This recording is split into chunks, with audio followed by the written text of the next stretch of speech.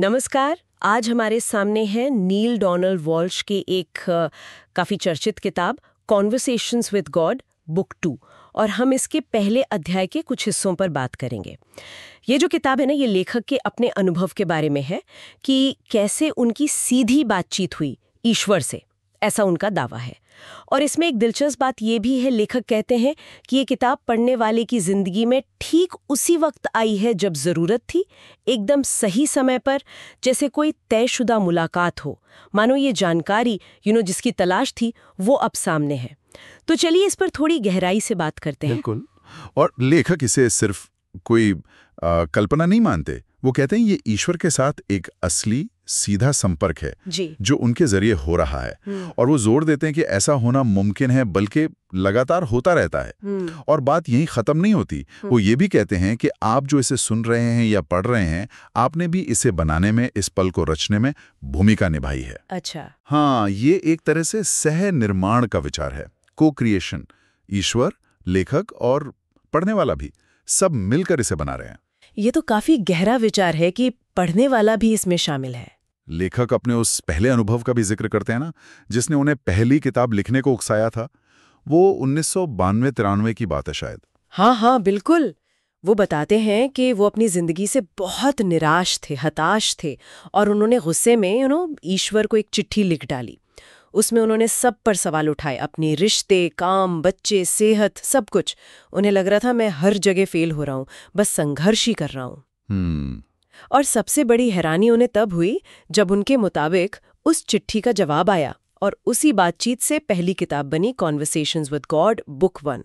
और वो पहली किताब तो ज्यादातर व्यक्तिगत मुद्दों पर थी ना, जैसे पैसा। हाँ बिल्कुल, पैसा, प्यार, काम, सेहत, रोजमर्रा की चीजें जो हमारी आपकी सबकी जिंदगी से जुड़ी हैं। सही। लेकिन ये दूसरी किताब, जिसके कुछ हिस्से हम आज देख रहे हैं, इसका संवाद शुरू हुआ ईस्टर संडे 1993 को। और यहां ईश्वर ने लेखक से कहा कि अब वैश्विक मुद्दों पर बात करनी है, दुनिया से जुड़े बड़े सवाल। अच्छा। लेखक ये साफ करते हैं कि भाई, मेरा कोई एजेंडा नहीं है इसमें, मैं कोई अपनी विचारधारा नहीं फैला रहा, मैं तो बस ईश्वर का अनुरोध पूरा कर रहा हूं। ये जानकारी उनके जरिए आ रही है, पर ईश्वर की है। और ये बातचीत होती कैसे थी? मतलब क्या कोई खास तरीका था, ध्यान लगाना या कुछ और? नहीं, प्रक्रिया बहुत सहज बताई गई है। लेखक कहते हैं, मैं बस एक खाली पन्ने पर सवाल लिखता था। हाँ। और जवाब लगभग फौरन, तुरंत मेरे दिमाग में आ जाता था, जैसे कोई फुसफुस आ रहा हो कान में। अच्छा। या विचार सीधे मन में आ रहे हो। अच्छा। वो कहते हैं, मैं तो बस डिक्टेशन ले रहा था, जैसे कोई बोल रहा है और मैं लिखता जा रहा हूं। मेरा अपना कोई एफर्ट नहीं था इसमें ज्यादा। होती है ईश्वर को खोजने के तरीके से, ये भी अपने आप में बड़ा सवाल है। हाँ, और यहाँ एक बहुत ही महत्वपूर्ण बात कही गई है लेखक के जरिए। ईश्वर ये कहते हैं कि हम ईश्वर को तब तक नहीं पा सकते जब तक हम एक दूसरे से अलग महसूस करते हैं।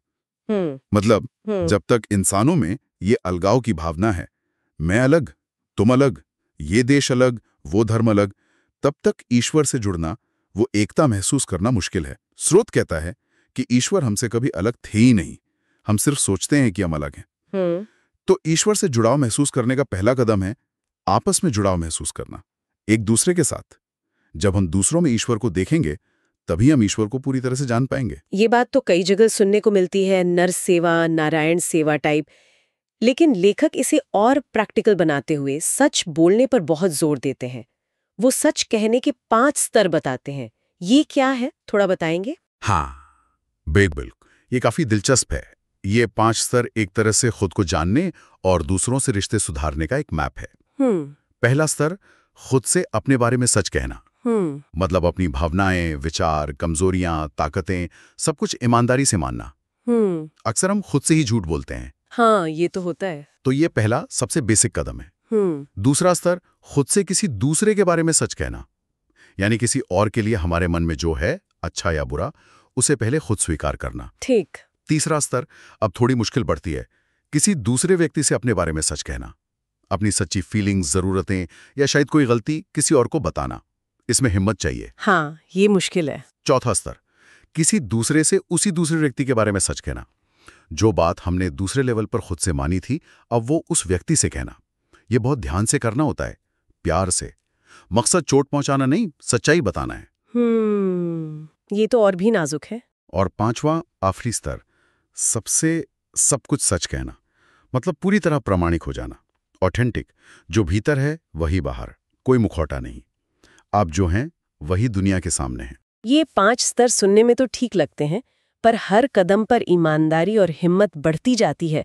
लेखक कहते हैं कि यही आज़ादी का रास्ता है, सच ही मुक्त करेगा। इसका क्या मतलब है यहाँ? मतलब ये है कि जब हम इन 5 स्तरों पर सच बोलने की प्रैक्टिस करते हैं तो हम अपने अंदर के डर, गिल्ट और जो हमने मुखौटे पहन रखे हैं उनसे आज़ाद होते जाते हैं। हमारे रिश्ते ज़्यादा गहरे और सच्चे बनते हैं। ये सिर्फ जानकारी देना नहीं है, ये अपनी आत्मा को व्यक्त करना है। लेखक के मुताबिक यही असली स्वतंत्रता है, अपने असली रूप में जीना। और ये सत्य कोई अपनी राय नहीं, बल्कि ईश्वर का सत्य है। हाँ, लेखक यही कहते हैं कि ये वो सत्य है जिसे ईश्वर व्यक्त करवाना चाह रहे हैं। अच्छा, अब इस सच की बात से आगे बढ़ते हुए बातचीत एक और गहरे मुद्दे पर आती है, ईश्वर की इच्छा और इंसान की अपनी इच्छा। इसमें अक्सर कंफ्यूजन होता है। लेखक भी यही सवाल पूछते हैं, क्योंकि पहली किताब में ईश्वर ने कहा था, तुम्हारी इच्छा मेरी इच्छा है। हाँ, और यहीं पर एक बहुत बारीक लेकिन बहुत जरूरी फर्क समझाया गया है। ईश्वर साफ करते हैं कि ये कहना तुम्हारी इच्छा मेरी इच्छा है वैसा बिल्कुल नहीं है जैसा ये कहना मेरी इच्छा तुम्हारी इच्छा है। अच्छा, इनमें क्या फर्क है? देखिए, पहला वाक्य तुम्हारी इच्छा मेरी इच्छा है, ये ईश्वर के असीम बिना शर्त वाले प्यार और स्वीकृति को दिखाता है। इसका मतलब है कि ईश्वर हमें अपनी बनाई हुई सृष्टि को इतना प्यार करते हैं कि उन्होंने हमें फ्री विल दी है, स्वतंत्र इच्छा। हम जो भी चुनते हैं, जो भी करना चाहते हैं, ईश्वर उसे देखते हैं, जानते हैं, समझते हैं और उसे स्वीकार करते हैं, उसे प्यार करते हैं।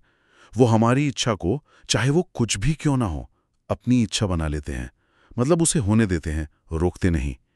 ये उनकी परम स्वीकृति है। तो इसका मतलब हुआ कि हम जो चाहें वो करने के लिए आज़ाद हैं और ईश्वर हमें रोकेंगे नहीं, बल्कि हमारी चॉइस को स्वीकार करेंगे। ये तो बहुत बड़ी बात है। बिल्कुल, ये स्वतंत्र इच्छा का सिद्धांत है और इसे यहाँ ईश्वर के बिना शर्त प्यार से जोड़ा गया है। लेकिन इसका मतलब ये नहीं है कि ईश्वर की अपनी कोई इच्छा नहीं है या कि हमारी हर इच्छा ईश्वर की सबसे अच्छी इच्छा के मुताबिक है। यही दूसरा पहलू आता है। और वो क्या है? वो मेरी इच्छा तुम्हारी इच्छा वाली बात? हाँ, ईश्वर की इच्छा को अपनी इच्छा बनाने के लिए हमें एक कोशिश करनी पड़ती है। ईश्वर कहते हैं इसके लिए भी कुछ कदम हैं। जैसे ईश्वर हमारी इच्छा को अपनाते हैं, वैसे ही हमें उनकी इच्छा को अपनाना सीखना होगा। कैसे, क्या कदम है?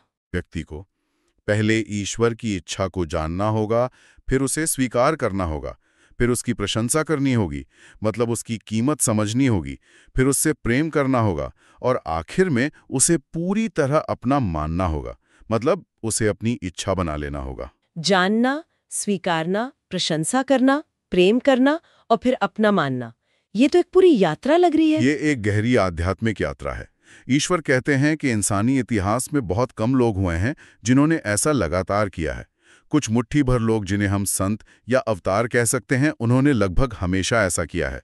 बहुत से लोगों ने जिंदगी के बड़े हिस्सों में ऐसा किया है और लगभग हर किसी ने कभी ना कभी किसी पल में ऐसा जरूर किया है, शायद अनजाने में। हालांकि कुछ ऐसे भी हैं जिन्होंने कभी नहीं किया। ये सुनकर लेखक का सवाल तो बनता ही है कि भाई मैं किस कैटेगरी में हूँ? और ईश्वर यहाँ एक मजेदार मोड़ लेते हैं। वो सीधा जवाब नहीं देते, वो सवाल पलट देते हैं और लेखक से पूछते हैं, तुम अब से किस श्रेणी में रहना चाहते हो? अच्छा। अतीत में क्या हुआ वो जरूरी नहीं है, अब तुम क्या चुनते हो वो जरूरी है। असली सवाल यही है, हम भविष्य में क्या बनना चुनते हैं। और जब लेखक कहते हैं कि मैं तो हमेशा से ईश्वर की इच्छा जानना और पूरी करना चाहता हूँ, तब ईश्वर क्या कहते हैं?